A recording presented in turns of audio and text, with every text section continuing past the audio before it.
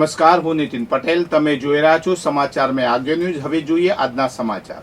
RJ international public school Mehsana ખાતે શ્રી કૃષ્ણના જન્મથી લઈને ગીતાસાર સુધીની વિવિધ થીમ જેવી કે કંસની મારવાની ભવિષ્યવાણી, દેવકીનો કારાવાસ, યમુના નદી પાર, નન્ના ઘેર ઉત્સવ, બ્રહ્માંડ દર્શન, નાગદમન, રાસલીલા, દ્રૌપદી વસ્ત્રહરણ, શ્રીકૃષ્ણ સુદામા મિલન, ગીતાનું જ્ઞાન જેવી અવનવી થીમ પર પ્રદર્શનનું આયોજન કરવામાં આવ્યું હતું, જેમાં વિદ્યાર્થી ભાઈઓ બહેનો દ્વારા પણ પ્રસંગને અનુરૂપ વેશભૂષા ધારણ કરીને પ્રદર્શનમાં સહભાગી બનીને પોતાનામાં રહેલી સુસુપ્ત શક્તિને ખીલવવામાં આવી હતી.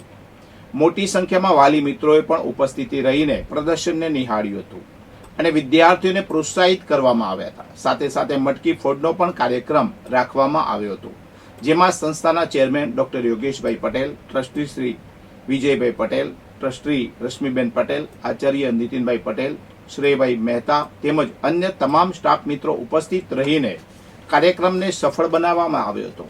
બાળકોને પ્રોત્સાહિત કરવામાં આવ્યા હતા, જેને અનુલક્ષીને આજે આપણે એક વિશેષ અહેવાલ લઈને આવ્યા છીએ, જેમાં આપણે ભગવાન શ્રી કૃષ્ણના દિવ્ય જીવનની સફર વિશે જાણીશું.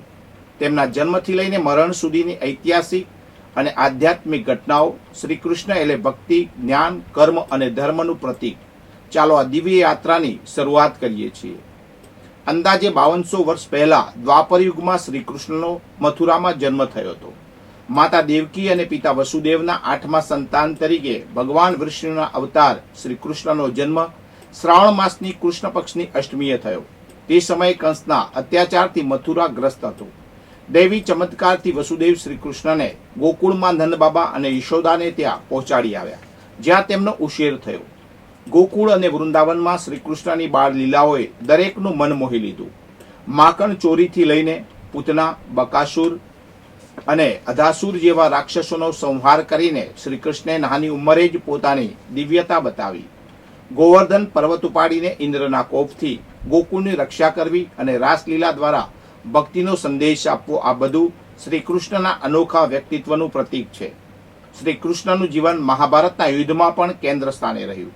તેમણે પાંડવોના માર્ગદર્શક તરીકે કામ કર્યું, તેમજ હસ્તિનાપુરના રાજસભામાં દ્રૌપદીનું વસ્ત્રહરણ થયું. જુગારની રમતમાં પાંડવોની હાર બાદ દુર્યોધનના આદેશ પર દુશાસને દ્રૌપદીનું અપમાન કરવાનો પ્રયાસ કર્યો. સભામાં હાજર રાજાઓ અને મહાનુભાવો મૌન રહ્યા, પરંતુ દ્રૌપદીએ શ્રી કૃષ્ણની પ્રાર્થના કરી. અચાનક ચમત્કારિક રીતે તેના વસ્ત્રો અનંત થયા અને દુશાસન નિષ્ફળ રહ્યો. અર્જુનને યુદ્ધના મેદાનમાં ભગવદ્ ગીતાનો અમર ઉપદેશ આપ્યો. આ ઉપદેશમાં કર્મયોગ, ભક્તિયોગ અને જ્ઞાનયોગની વાતો આજે પણ માનવ જાતને પ્રેરણા આપે છે. એક દિવસ શ્રી કૃષ્ણ પ્રભાસ ક્ષેત્રમાં એક વૃક્ષ નીચે ધ્યાનમાં બેઠા હતા, ત્યારે એક શિકારીએ ભૂલથી તેમના પગમાં તીર માર્યું, જેનાથી તેમનું દેહાંત થયું. આ રીતે શ્રી કૃષ્ણની દિવ્ય લીલા પૃથ્વી પર પૂર્ણ થઈ, પરંતુ તેમનો સંદેશ આજે પણ જીવંત છે. ભગવાન શ્રી કૃષ્ણનું જીવન એક એવી પ્રેરણાદાયી ગાથા છે જે ધર્મ, ન્યાય અને ભક્તિનું માર્ગદર્શન આપે છે. તેમની લીલાઓ અને ઉપદેશો આજે પણ કરોડો લોકોના હૃદયમાં વસે છે. આવો આપણે શ્રી કૃષ્ણના આ દિવ્ય જીવનને યાદ કરીએ અને તેમના શિક્ષણને જીવનમાં અપનાવીએ.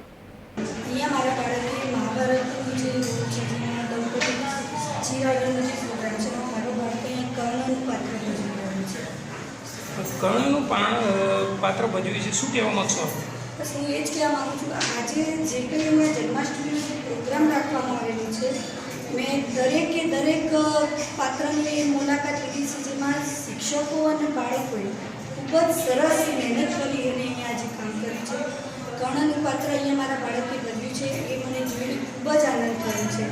અને આ ઉપરાંત આ શાળામાં બીજી ઘણી બધી એવી એક્ટિવિટીઓ થાય છે કે જેમાં બાળકને ઘણું બધું પીરસવામાં આવે છે અને બાળક ખૂબ જ સરસ તૈયાર થાય છે.